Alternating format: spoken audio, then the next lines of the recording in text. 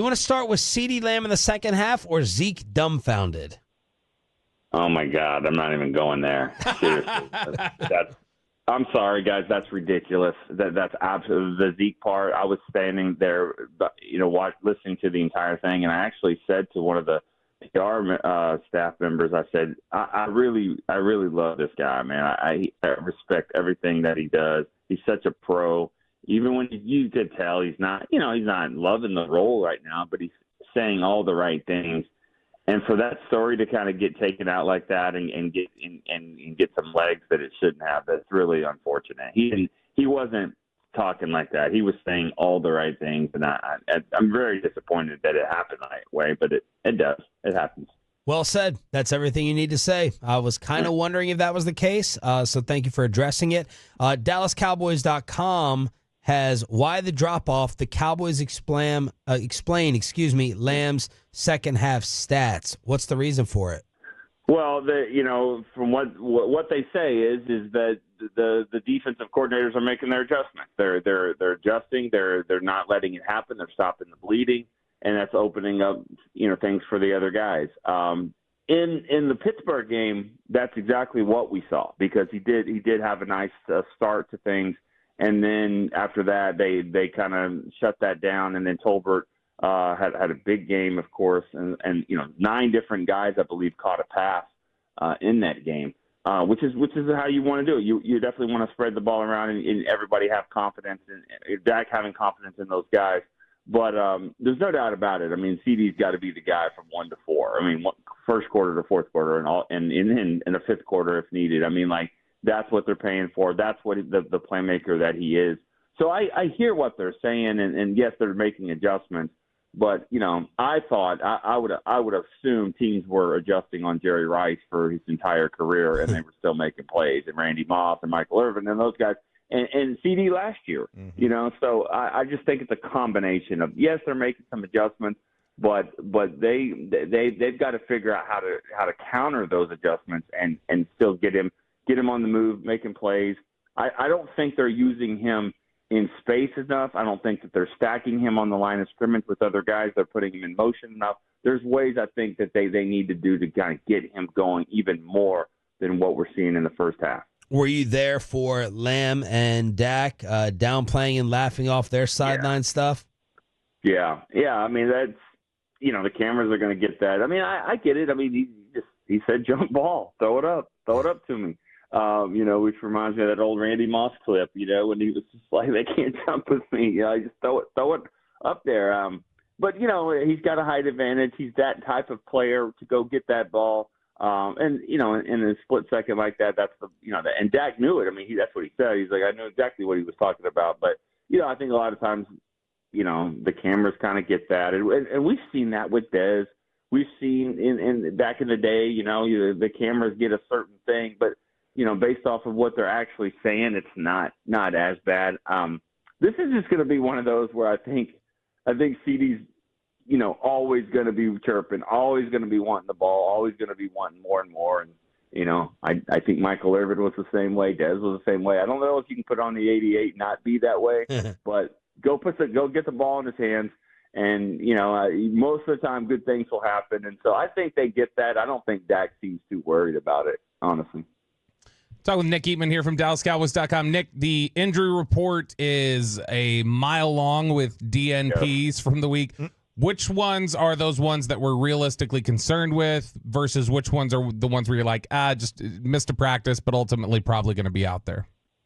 I would think Diggs is in that group about probably going to be out there, depending on the illness he's had. He was sick yesterday, had a little bit of an ankle injury, but I think Diggs should be fine.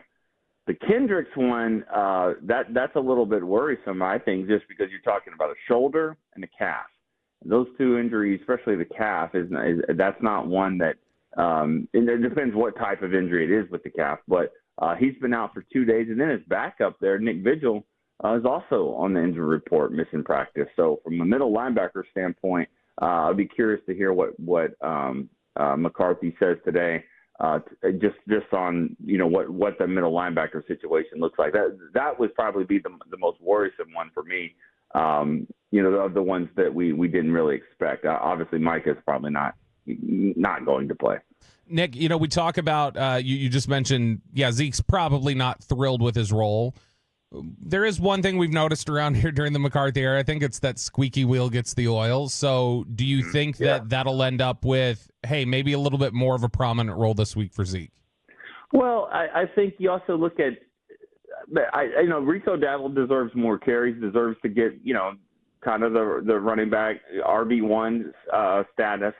But, I don't think McCarthy was too thrilled with the fumble that went back to the 5-yard line, especially, when it was a play where, I don't think Rico ran the right direction.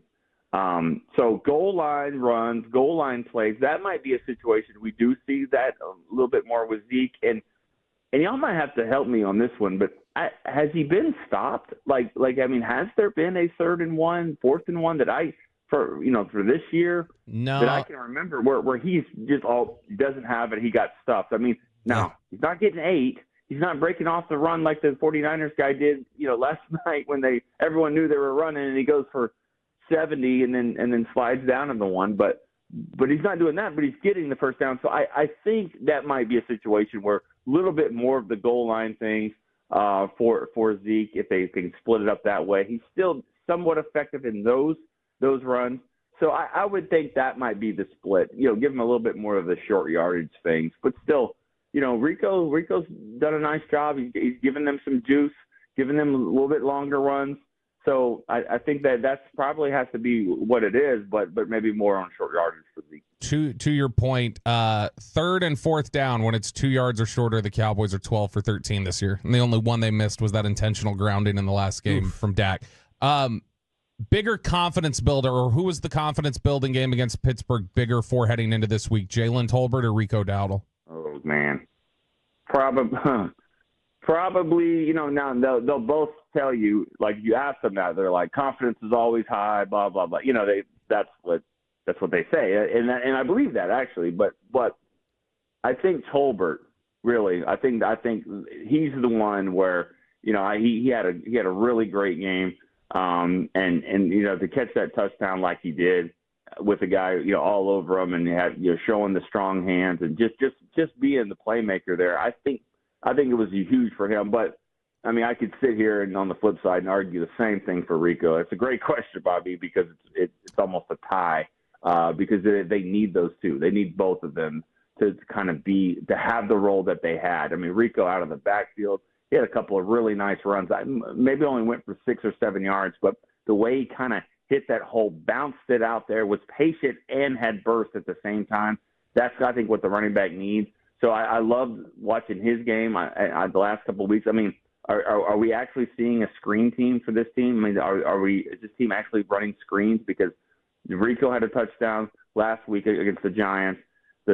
Pretty much was a screen to Lipke, and who just keeps doing more and more. So I don't know. I think both of those guys, Tolbert and Dowder, I would say almost a tie there for your question. It's amazing the Tolbert angle, because in Vegas or in gambling, he is like the guy right now. He has hit the over on his yardage total like four or 5 straight weeks. It's crazy how good he's been. Yeah.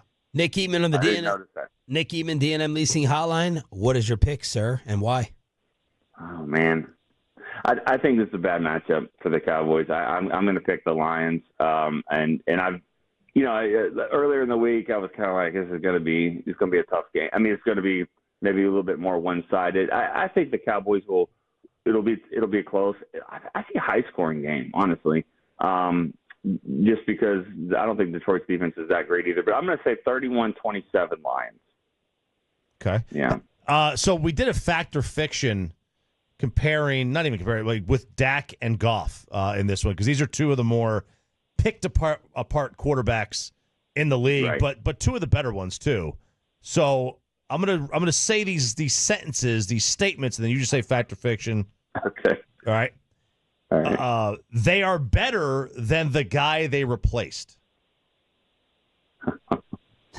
That one was for Bobby, really, but I would say they are better than the guy they replaced. I would say fiction. Yes. for both of them, or I mean, you could. Stafford. I mean, yeah, I'm going to say Stafford is better than Goff, and I'll still. Oh man. Yeah, I mean, they're pretty much the same guy at this point in their career with their stats. They're not the same guy when it comes to locker room leadership, all of that. But you know, he still chose Romo. He's just delaying it. He's saying Tony, Bobby. I'll say Tony. I'll say Tony at this point. Oh, sorry, Doug. Wish his teammates felt the same. Agreed, Nick. Agreed. All right, next one. You can't win a title with them. It's false. Fiction. I don't believe that you can't. I mean, you know, no. I think you can. And I mean, yes, it hasn't happened, but I mean, I'm sure people said that about Stafford. They won. Yeah. I mean, they say that about Nick Foles. You can. You can. I'm not going to sit there and say you can't. Okay. They are underrated.